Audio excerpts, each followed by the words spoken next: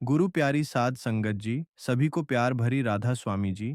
आज हम आपको बताएंगे यह खास उपाय साल की सबसे पावन और सबसे प्रभावशाली पूर्णिमा पौष पूर्णिमा को कहा जाता है। यह साल की पहली पूर्णिमा होने जा रही है, इसलिए इसका प्रभाव साधारण नहीं बल्कि पूरे वर्ष को दिशा देने वाला होता है।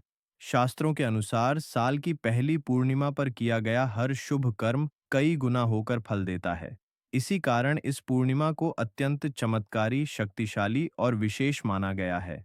भक्तों, इस बार की पौष पूर्णिमा को कभी भी मामूली समझने की भूल मत करना, क्योंकि इस दिन ऐसे दुर्लभ और महाशुभ संयोग बन रहे हैं, जो सामान्य रूप से वर्षों में एक बार भी देखने को नहीं मिलते।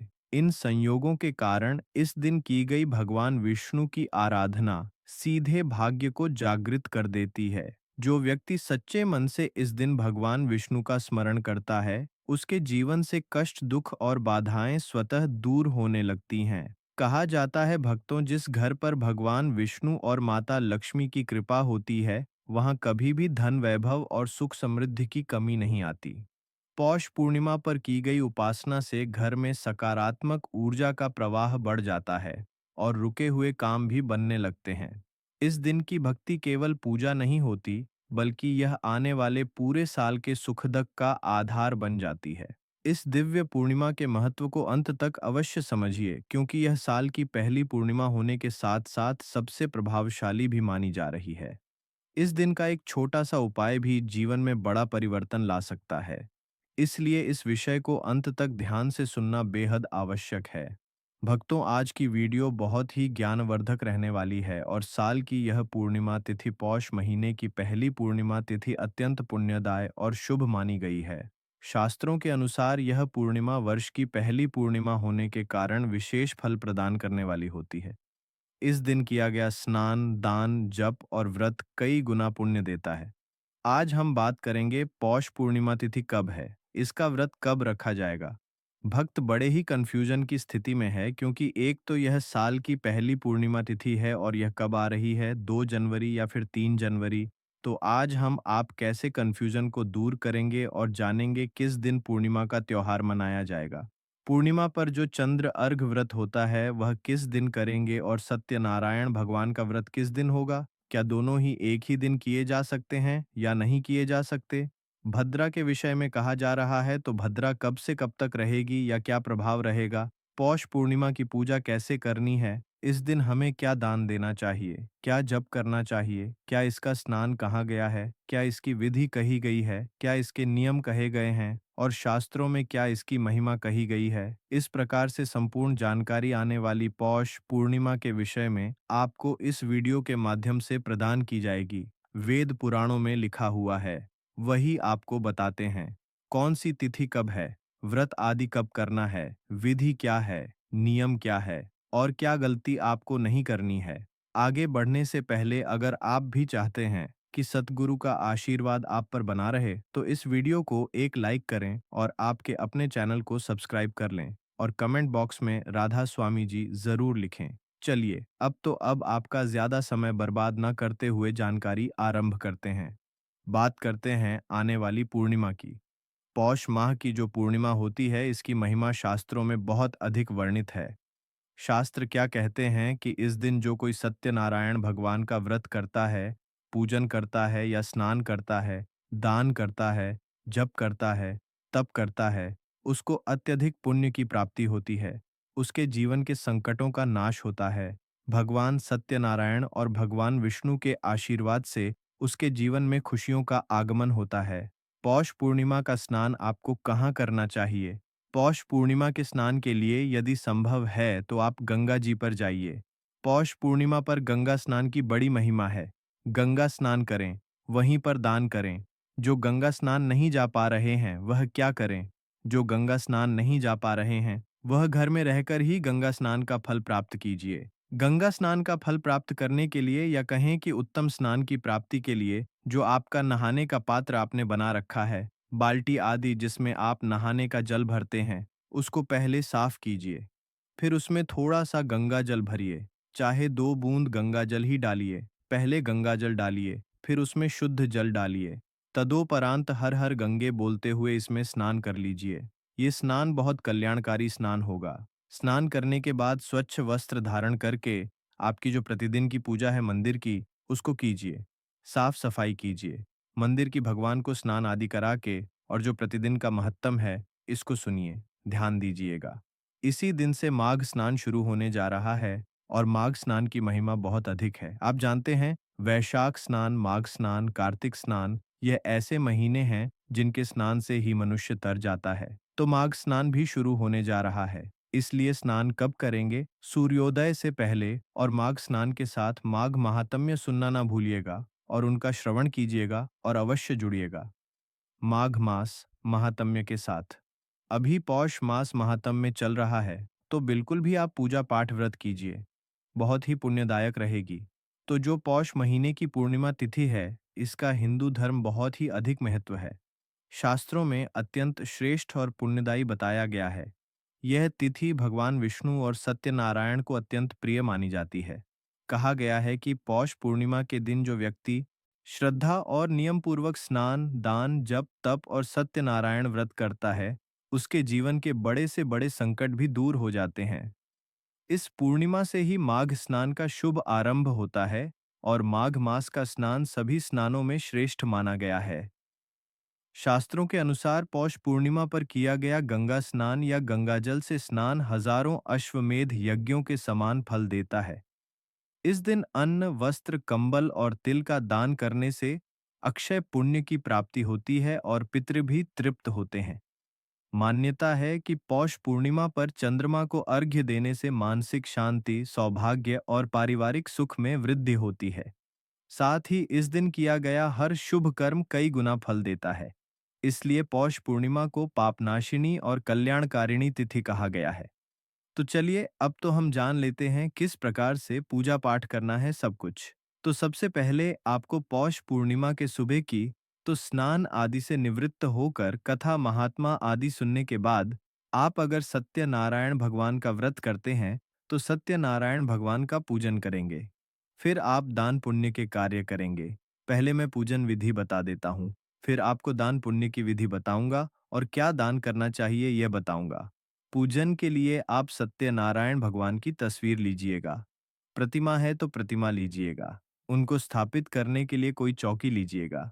उस पर बिछाने के लिए लाल या पीला वस्त्र आपके पास होना चाहिए। भगवान की पूजा करने के लिए आपके पास रली, मौली, पान सुपारी, लौंग, इलायची। पान में आपके पास पान का पत्ता होना चाहिए। पान सुपारी। सुपारी कितनी? एक सुपारी, दो लौंग, कम से कम दो इलायची, धूप, दीप, घी का दिया। नैवेद्य। नैवेद्य में आप भगवान को फल अर्पित कर सकते हैं। कोई मिठाई है तो मिठाई अर्पित कर सकते हैं, है या मिश्री अर्पित कर सकते हैं। कुछ न मिले बताशा हो तो बताशा अर्पित कर सकते हैं। इस व्रत में पंचामृत की बड़ी महिमा है। भगवान के पूजन में भी उनको स्नान कराया जाएगा पंचामृत से, तो पंचामृत बनाना है। पंचामृत के लिए कच्चा दूध, दही, घी, शहद, शक्कर और गंगा जल चाहिए। इसी प्रकार से आप भोग में भी पंचामृत का प्रयोग करेंगे। तो पंचामृत बनाने की सामग्री मैंने आपको बताई, यह एकत्र कीजिएगा। भगवान को जो विशेष भोग लगता है वह पंजीरी का भोग लगता है, उसमें केले की आवश्यकता होती है। तो आटे को भून के, गेहूं का आटा भून के उसमें शक्कर आदि मिलाकर, घी आदि मिलाकर और फिर सवाया बनाया जाता है। वह कथा में वृतांत भी सुना होगा आपने कि सवाया आपको प्रसाद बनाना है। सवाया कैसे? 5.25 ग्राम, 1.25 किलो, 5.25 किलो ऐसे बनता है। ये तो वह पंजीरी बना लीजिएगा। केले उसमें अवश्य रखने हैं। काट के यह सारी सामग्री एकत्र कर लीजिए। भगवान को अर्पित करने के लिए एक जनेऊ ले लीजिएगा और थोड़ा इत्र ले लीजिएगा। सारी सामग्री एकत्र कीजिए। एक लौटा लीजिए तांबे का, उसमें पहले थोड़ा गंगा जल भरिए, फिर शुद्ध जल भरिए और फिर फूल के माध्यम से उस स्थान पर जल के छींटे दीजिए जहां बैठकर आपने पूजन करना है और जहां चौकी लगानी है, और जो सामग्री है उसको वहां पर रख लीजिए। इससे सामग्री शुद्ध हो जाएगी, वह स्थान भी पवित्र हो जाएगा। ओम पवित्र पवित्र वांग सर्वांग वस्थांगतो स्मरेत पुंडरी काक्षम सवयंत सच्चियो। इस प्रकार से जल छींटे देकर आपने स्थान को शुद्ध किया है और सामग्री को पवित्र किया है। क्योंकि जब सामग्री आती है आपके पास पूजा की, तो यह पता नहीं कितने सारे हाथों से लग के आती है। अब किसने किस अवस्था में हाथ लगाए थे, तो शुद्धि करना, पवित्रीकरण करना आवश्यक होता है। चौकी को बिछाइए। चौकी पर लाल या पीला वस्त्र जो आपके पास है उसको बिछाइए। भगवान सत्यनारायण की तस्वीर या प्रतिमा प्रतिमा जो भी आपके पास है उसे स्थापित कीजिए। रखिए, उस पे उनके सीधे हाथ की ओर घी का दिया रखिए और विपरीत दिशा में धूप रखिए। अगर दिया तेल का बनाया है तो तेल का दिया उल्टे हाथ की ओर रखा जाएगा। इस प्रकार से स्थापना कर लीजिए। स्थापना करने के बाद अपने सीधे हाथ पर लोटे में जो जल है ना, उसमें से 1 चम्मच से जल लीजिए। हस्तो प्रक्षालनम और हाथ धो लीजिए। हाथ धोने के बाद अब आप एक एक चम्मच जल आज चमनी करेंगे। एक एक मंत्र पर एक एक चम्मच जल सीधे हाथ पर लेंगे और पी जाएंगे। ओम माधवाय नमः जल लीजिए, पी जाइए। ओम केशवाय नमः जल लीजिए, पी जाइए। ओम नारायणा नमः जल लीजिए, पी जाइए। ओम ऋषिकेशाय नमो नमः हस्तो वृक्षालनम हाथ धो लीजिए। हाथ धोने के बाद अपने आप को तिलक कीजिए, मौली बांधिए। पारिवारिक जन बैठकर यदि पूजन कर रहे हैं तो उन्हें भी तिलक कीजिए, मौली बांधिए। अब आप भगवान सत्यनारायण का पूजन करेंगे। भगवान सत्यनारायण के सामने एक कोई कटोरी या पात्र रख दीजिए। उसमें जल अर्पित कीजिएगा या पूजा की जो सामग्री है उसमें चढ़ाइएगा। इससे वह सामग्री और जल आदि फैलेगा नहीं। सबसे पहले भगवान को 5 पुष्प अर्पित करेंगे। आसन के रूप में यह भाव रखिए कि आप भगवान को आसन प्रदान कर रहे हैं। 5 पुष्प हाथ में लीजिए। निवेदन कीजिए कि हे प्रभु, यह पंच पुष्प हम आपको आसन के रूप में अर्पित कर रहे हैं। इन्हें आप आसन के रूप में अर्पित कर रहे हैं। इन्हें आप आसन के रूप में अर्पित कर रहे हैं। इन्हें आप आसन के रूप में अर्पित कर रहे हैं।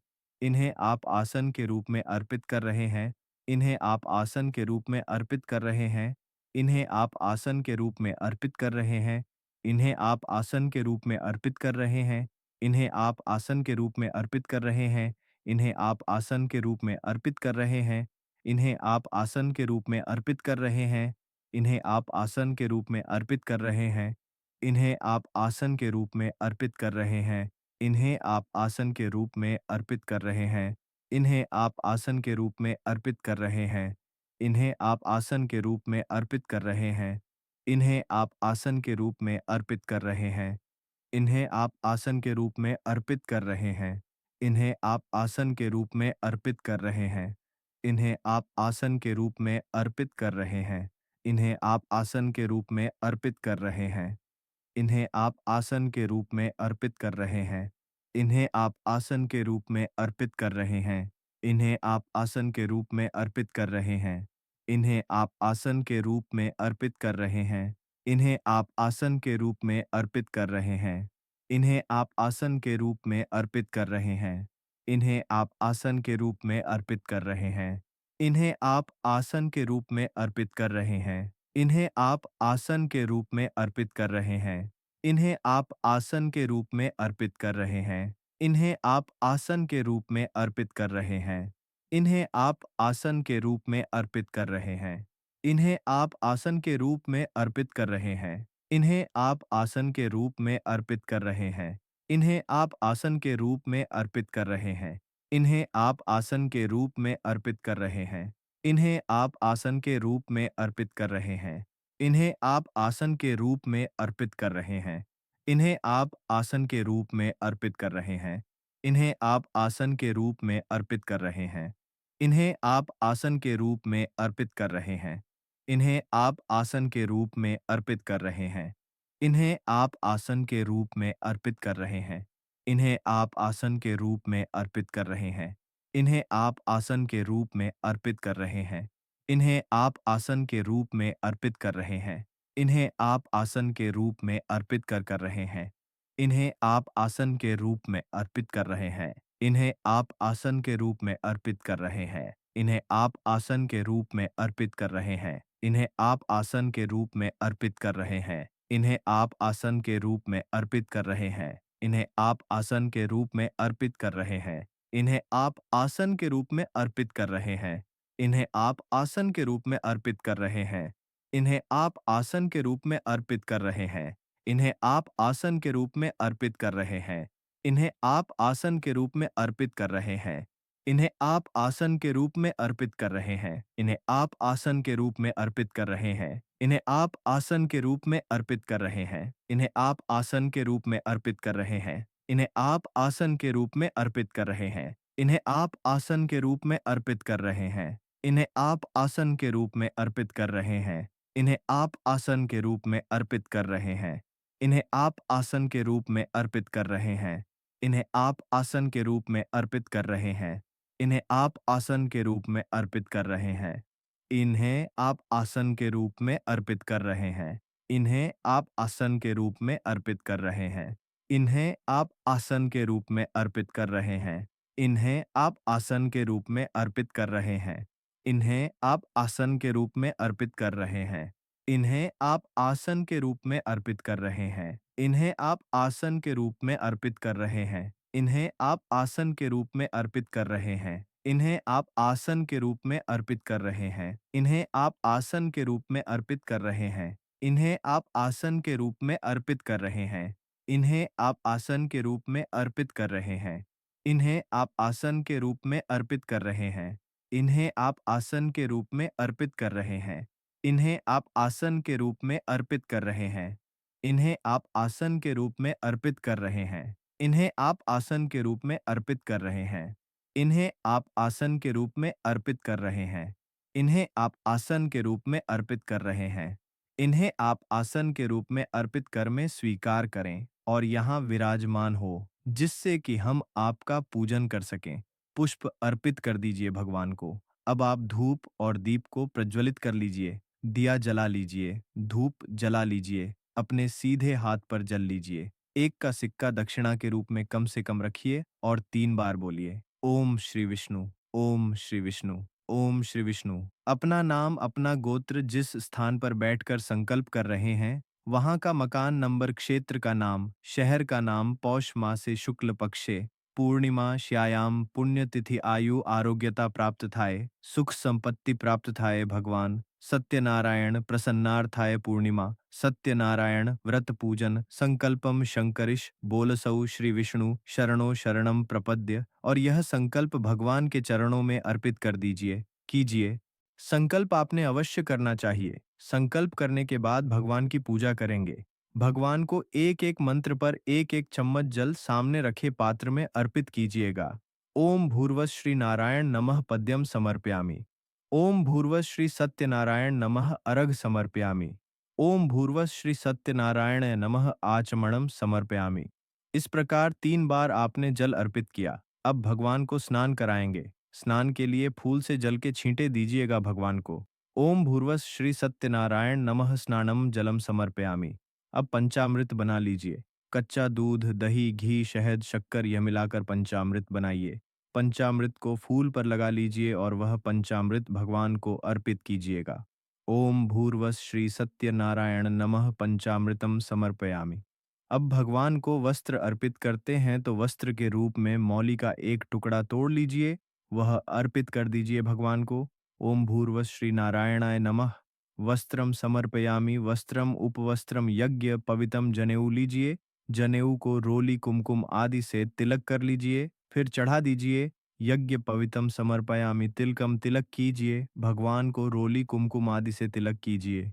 इत्र अगर आपके पास है तो इत्र को पुष्प पर लगाइए और इत्र भगवान को अर्पित कीजिए। इत्र अर्पित करके तिलक लगाकर पुष्प अर्पित करेंगे। माला है तो माल्यार्पणम कुरहु माला पहनाइए। तदोपरांत भगवान को धूप दिखाएंगे। ओम भूर्वस श्री नारायणाय नमः धूपम अग्रपयामि। ओम भूर्वस श्री नारायणाय नमः दीपम दर्शयामि। भगवान को धूप दीप दिखाकर नैवेद्यम समर्पयामि। नैवेद्य समर्पित करेंगे तो भगवान को फल मिठाई या मिश्री आदि जो आपके पास है वह अर्पित कीजिए। ओम भूर्व पूर्व श्री नारायणाय नमः नैवेद्यम समर्पयामि। जलचमणिम गुरु, 1 चम्मच जल लीजिए, सामने रखे पात्र में अर्पित कर दीजिए।